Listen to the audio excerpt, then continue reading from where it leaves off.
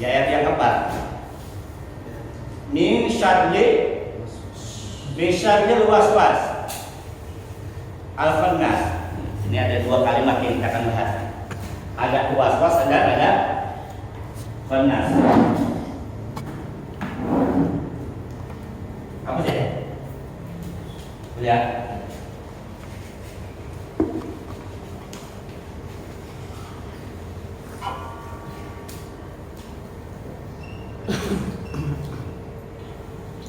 Was-was. Apa sih was-was? Was-was itu asal katanya adalah suara yang sangat pelan, itu namanya was-was. Suara yang sangat pelan, itu was-was. Di sebelahnya, di depannya situ ada kalimat apa? Syari itu keburukan dari bisikan yang buruk, yang jelek. Pada kalimat was-was ada misalnya was-was itu, di sini disebutin nggak siapa yang membisikkan? Objek subjeknya ada nggak? Nggak ada. Wa min syarri alladzi yuwaswisu min syarril waswas, dari keburukan bisikan. Kami sini ada alif lam. Berarti salah ada subjek, tapi ada subjek yang dibuang. Ulama berpendapat di sini ada kalimat yang tersembunyi, terselip. Di situ ada kalimat apa? Syaitan. Min syarril waswasil syaitan. Cuma kata syaitan itu tidak ada. Ini sebagai ulama berpendapat demikian. Ya. Jadi min syarril waswas itu adalah dari keburukan bisikan. Kan Pak, orang itu kadang-kadang dia baik dan buruk tergantung yang bisikin. Presiden kan tergantung pembisiknya, Pak. Raja itu bisa berbuat adil tergantung yang bisikin siapa. Dia bisa adil, bisa jolim tergantung yang bisikin. Ya kita mah dari rumah kerja benar Pak nih, dari rumah kerja benar nih kan. Sampai di kantor, nah mulai itu teman bisikin, udah mbak dikit doang. Bener nggak? Tergantung yang bisikin siapa. Seringkali manusia itu terjatuh, terjerembab, dia sampai kepada celaka, bertindak pidana dan bertindak zalim. Karena apa? Karena tegak yang bisikin. Pembisik ini nggak nyaman, makanya kita harus pandai-pandai pilih teman, pilih partner. Maka Rasulullah bilang dan sebaliknya katakan, kalau pengen lihat orang mah gampang, lihat aja temennya. Kalau temennya baik, insya Allah dia pribadi juga baik. Kenapa? Karena hidup dia tergantung dari bisikan. Kadang kita benar memilih kita kan. Bang ini, kamu udah ada macam. Ada nih tapi di kantor, udah pakai aja dulu. Siapa yang ngomong? Ini pembisik. Maka saya bilang itulah ngerinya kita minta tolong pada Allah. Kenapa? Karena musuh dalam jauh lebih berat daripada musuh di luar. Nah kalau mau tetangga sama berantem kita sama tetangga gampang Pak. Ngacau tonjok kelar gitu kan, mati jadi dah. Tapi kalau orang rumah gimana? Orang perempuan misalkan kita diemin bawel benar, karena dia diemin nyakitin hati kan bisa masalah. Kenapa? Ya kita orang dalam. Tapi kalau orang luar selesai, hukum jadi paling pidana kelar. Tapi kan enggak. Nah sama dengan bisikan itu, Pak. Maka di sini kita minta tolong kepada Allah untuk kita minta tolong dari jeleknya apa? Bisikan. Ditambah di sini ada kalimat khannas. Apa khannas? Bersembunyi. Di situ kira-kira apa? Bersembunyi ya? Bersembunyi. Al-khannas itu asal katanya datang dan pergi. Jadi, misalnya waswas khannas itu artinya dari buruknya bisikan yang suka datang dan pergi. Kenapa dikatakan khannas, dikatakan datang pergi? Setan itu Pak membisikkan manusia ketika hatinya kosong, datang ke dia, setan. Tapi ketika asma Allah masuk, dia pergi. Maka orang dulu bilang, nyebut kayak gitu kan, supaya nggak kesurupan, nggak setan. Kesurupan itu bukan kesurupan yang kita bayangin, enggak. Orang itu Pak, kalau dia lebih kosong hatinya dari Allah, maka gampang setan masuk. Setan masuk itu paling gampang kapan? Kepada beberapa kondisi. Pertama, ketika sedang senang, setan gampang masuk Pak. Ayo terus mabuk terus, habisin, terus. Setan tuh. Lagi susah, lagi sedih sama Pak. Udah bacok aja, sudah ambil aja, ambil. Tuh, bisikan setan tuh. Atau kita lagi apa? Lagi marah. Udah, borok aja borok, tembak. Jadi pada kondisi-kondisi hati yang sedang tidak terpaut kepada Allah, setan datang. Ketika hati sedang kosong, tapi ketika Allah masuk, udah setan pergi. Makanya sebutnya khana, datang dan pergi, atau muncul dan timbul. Disinilah pentingnya kenapa kita minta perlindungan kepada Allah dari setan. Sudah bahas dulu setan apa setan? Pada potongan jawabannya ingat ya. Setan itu adalah asal kata apa? Syatona nanti bangun dah. Apa bangun dah? Jauh. Apapun yang menjauhkan kita kepada Allah itu namanya setan. Baik. Min syarril waswasil khannas itu dari bisikan, dari buruknya, jeleknya, bahayanya bisikan-bisikan yang di akhirnya tersembunyi ya. Kenapa juga tersembunyi? Karena apa? Nggak kelihatan. Tapi dia khannas itu maksudnya yang datang dan pergi. Alladzi yuwaswisu fi sudurin nas, yang selalu membisikkan dalam ke dada atau ke hati manusia. Alladzi yuwaswisu berarti yang membisikkan. Berarti ada subjeknya kan? Ada yang bisikin. Siapa yang bisikin? Ada dua yang bisikin. Minal jin wan nas. Minal jin dan golongan jin dan manusia. Baik. Suatu hari kata Rasulullah SAW, setiap manusia itu Pak, ketika dia lahir itu sudah dikirimkan pengawal. Itu disebut dengan qarin. Apa qarin?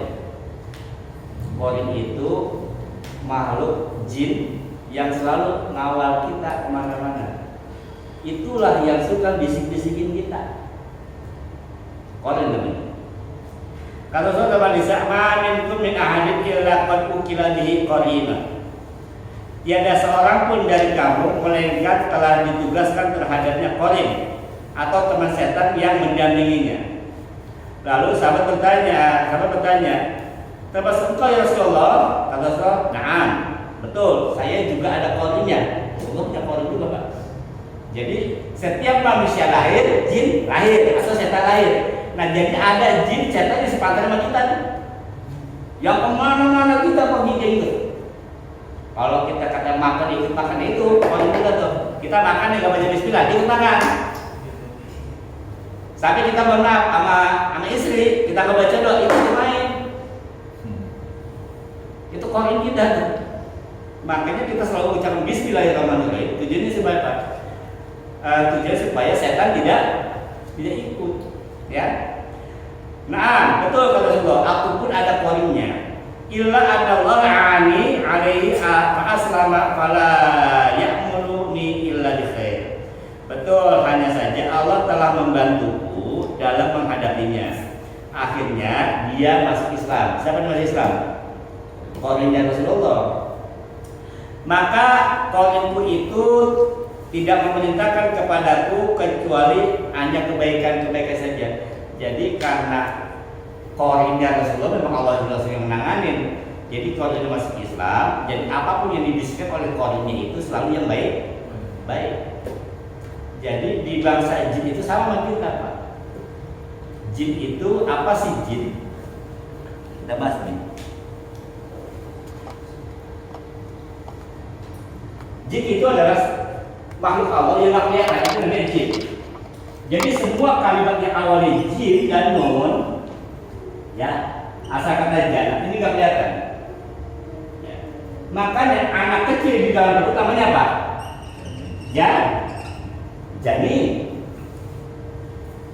Nggak kelihatan karena apa? Ditutup oleh rahim. Kita mengenal kalau kita mati nanti orang Islam masuk jannah. Apa jannah? Surga. Surga itu ketutup, nggak kelihatan. Apa yang sekarang nggak tahu di mana kayak apa. Kata kan dibilang kan, la ainul ra'at wal ujunu sam'iyat.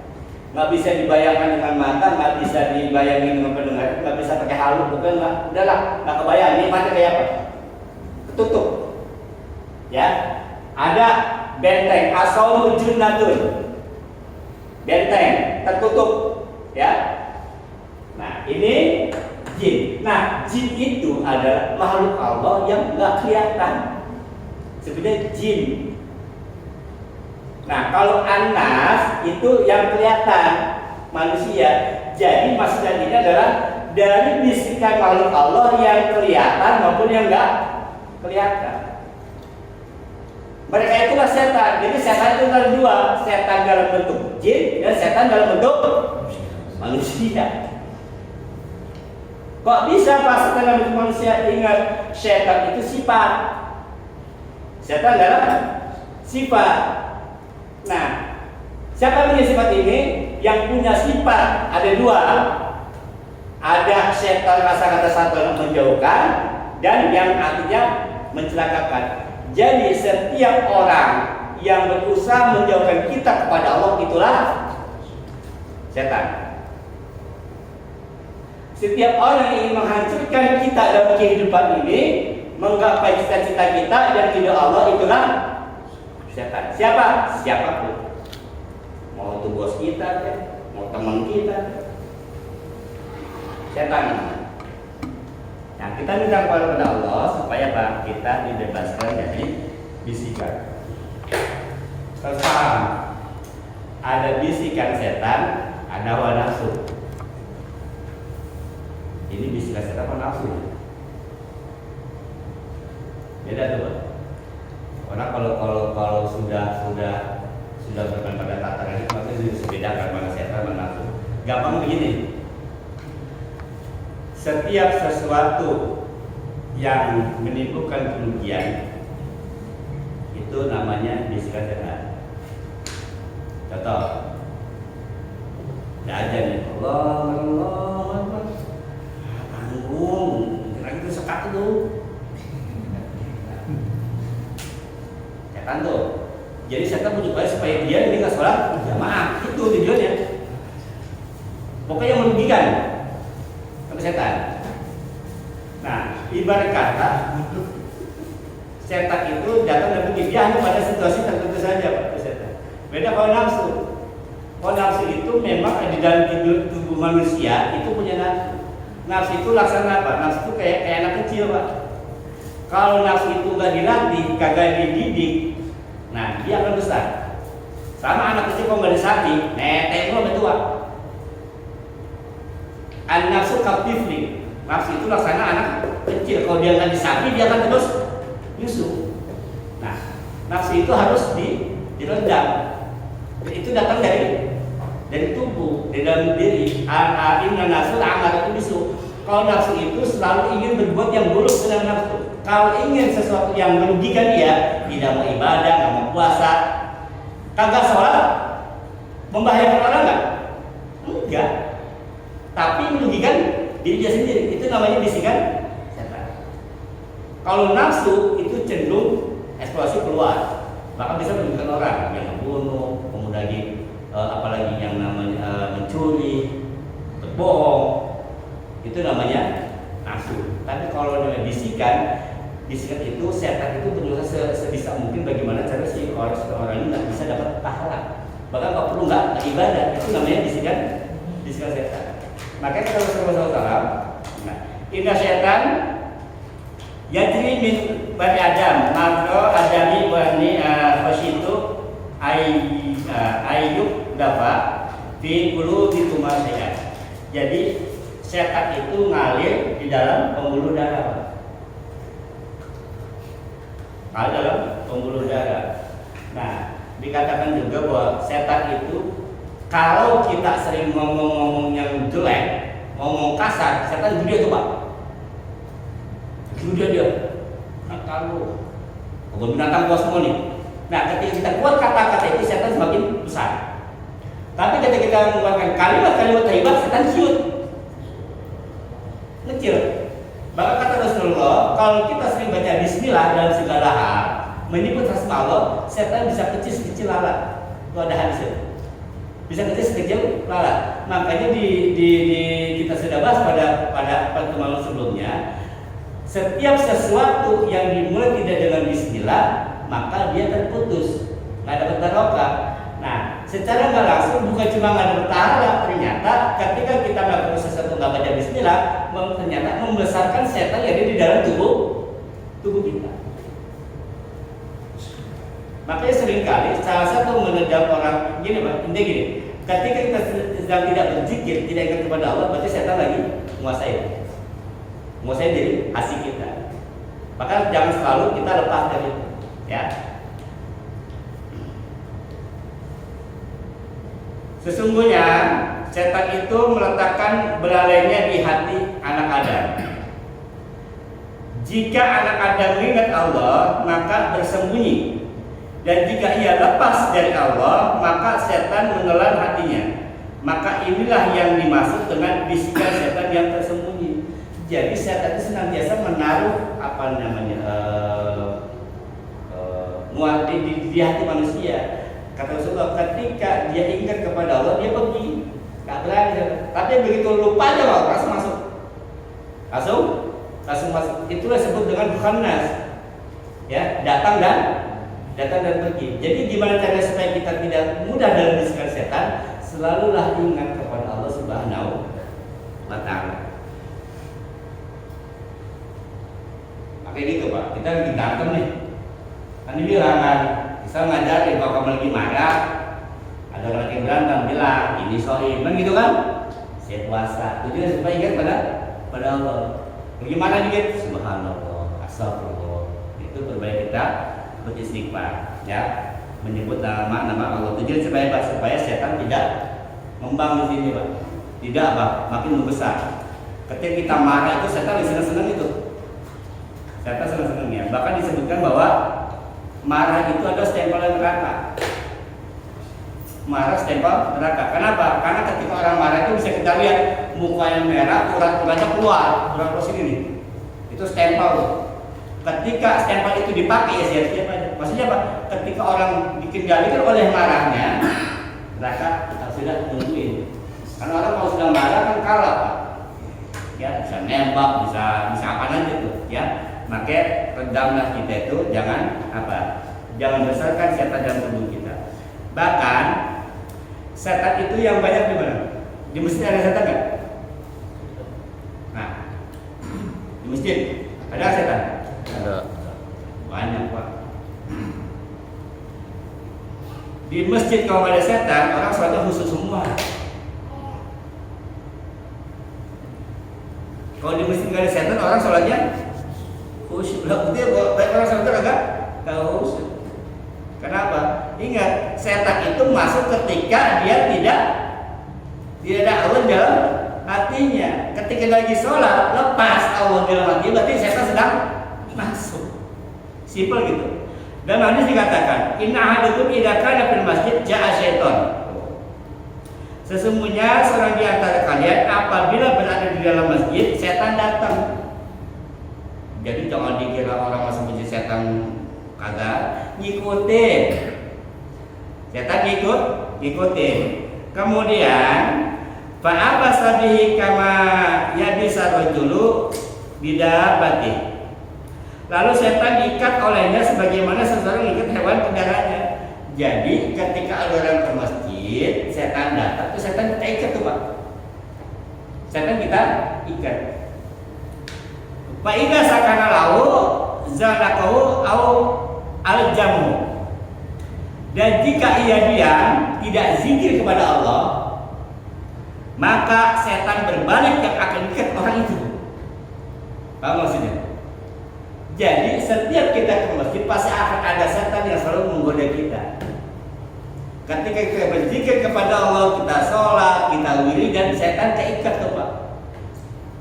Setan keikat, kayak kita lagi ke kambing, lehernya keikat ya, udah nggak bisa kemana-mana tuh. Tapi kalau kita nggak berzikir di dalam masjid, kebalik, malah kita nanti dikit sama setan. Maka jangan aneh orang di dalam masjid transaksi di dalam masjid. Kenapa? Gua beli, bangun di dalam masjid. Ada canda, gitu kan, makan dalam masjid. Maka saya bilang kalau saya dari dulu Pak ngaji apa, saya bukannya nggak mau makan di dalam masjid, emang kagak boleh. Berarti kalau makan di luar. Kenapa dulu saya punya usul bikin teras? Mohon maaf ya, biar kita paham nih. Di dalam ini walaupun cuma begini doang, ini tetap rumah Allah. Ada peraturan yang harus kita jaga. Kalau mau makan ya di luar. Kenapa bikin teras ya? Kita kan lagi ngobrol, bahkan apalagi sekedar ngomongin. Itulah pentingnya kita punya tempat di luar. Kenapa di dalam masjid itu jangan sampai kita beban. Maka saya dari dulu kurang sepakat kalau ada orang nikah di masjid. Emang hebat tinggal di masjid. Nah belum tentu Pak, yang ada itu besan bisa disanggung dosa tuan rumah. Ada orang lagi main masuk, ada orang gak jelas masuk. Bener kan? Laki perempuan campur jadi satu di situ. Yang nanggung siapa? Tuan rumah. Yang kebagian siapa? Dia yang ketua DKM. Dia amplop. Makanya kalau di gedung tetap pasal jangan. Makanya gedung dikatanya dipisahkan atas ke bawah kan gitu kan? Yang bawah aula, atas buat bersolat. Ini jangan dibalik, di bawah, di atas buat. Jadi pisah, ya tetap dipisah.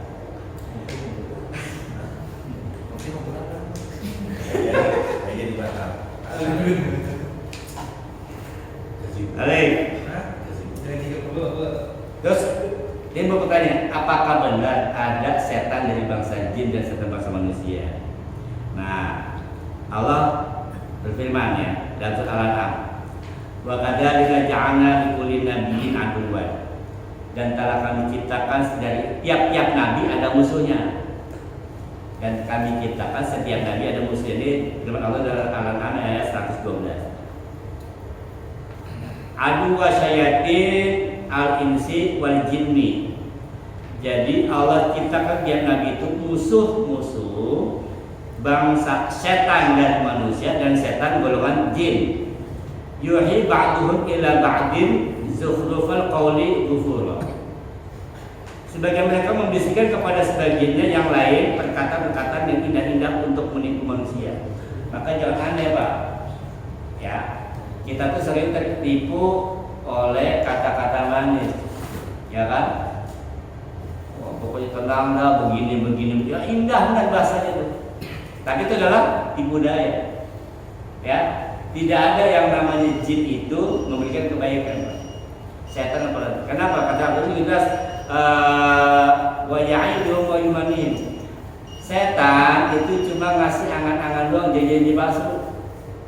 Bapak datang ke dukun, oh tenang Pak, begini gitu kan. Mau kaya begini. Kalau yang itu benar, saya dukun dulu yang kaya. Ini dijual, rantai babi kekayaan, kenapa dijual lagi butuh? Ada lagi tuh, ada jual bambu peletuk apa bambu tuh, bambu mata gitu kan, bisa kekayaan gini dijual, BU butuh uang, kalau makanya banyak sekali orang itu tertipu daya. Nah, ketika Nabi Musa itu menerima wahyu di Gunung Sinai, ya di Bukit Sinai, kan umatnya itu ditinggal, ya kan ada Nabi Harun. Tapi disesatkan oleh siapa? Oleh Musa sendiri. Musa sendiri jago berkata-kata. Wah luar biasa dia jagonya. Nah itu banyak orang tergelincir itu karena apa? Karena kata-kata. Di awal kemarin kita sudah bahas, inilah hebat itu sebuah kalimat. kalimat itu Pak bisa merubah dunia cuma karena kata-kata. Nah banyak dulu para nabi itu pasti dikasih musuh. Musuhnya itu kata Allah bisa dari golongan jin, bisa dari golongan manusia. Manusia bisa laki, bisa perempuan. Contoh Nabi Yusuf. Setan laki perempuan? Perempuan siapa? Zuleha kan gitu. Diuji kan? Cantik, luar biasa, udah ngangkat depan mata. Lah kalau orang kuat mah itu ujian Nabi Pak. Ya tuh kadang-kadang kita satunya bisa pengen dua. Ya mana deh?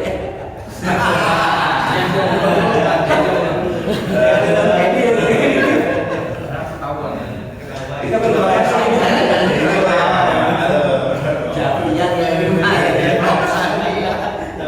nah, itulah nafsu bahasa Inggris itu nafsu. Nafsu itu selalu apa yang buruk. Beda dengan bisikan. Ya, kalau bisikan itu ya selalu begitu dalam hal agama. Ya, itu baik. Itulah manusia memang sudah sifatnya inna nafsa amaratun bisu. Itu manusia begitu, sifatnya gitu Pak. Selalu kurang, satu pengen dua, dua pengen tiga, tiga pengen empat. Padahal ketika satu dikasih dua, ketika dua itu tentu indah. Enakan satu juga ya, itu begitu. Kenapa? Nafsu. Kayaknya enaknya pakai Innova, beli Innova nah enak aja, enak pakai air apa lagi kan gitu Pak. Dikasih lagi yang lebih gede, kasih kebetulan Pak nggak enak, kagak muat, kasar sempit. Selalu ada alasan, ya kan? Jadi itulah nafsu. Nah, sisi seperti kita. Kadang-kadang gini Pak, kembali bisikan. Bapak pengennya beli ini, tapi teman ngomong kan, jangan Pak, begini, begitu kan? Itu kan apa? Bisikan. Bisikan itulah yang dapat membuat kita bisa menjadi baik dan menjadi benar. Maka kita sepandai-pandai pilih teman, kita sepandai-pandai juga bergaul. Mau di kantor kayak, mau di rumah tangga kayak, mau di pegawai sehari-hari kayak, ya seringkali orang berubah karena bisikan. Seorang raja bisa dia berbuat adil tergantung dengan bisikan. Sama, seorang pemimpin juga ketika dia bisa berbuat jolim dan adil tergantung pemimpin. Gitu ya. Betul. Nah, sampai sini ada yang mau nanya nggak?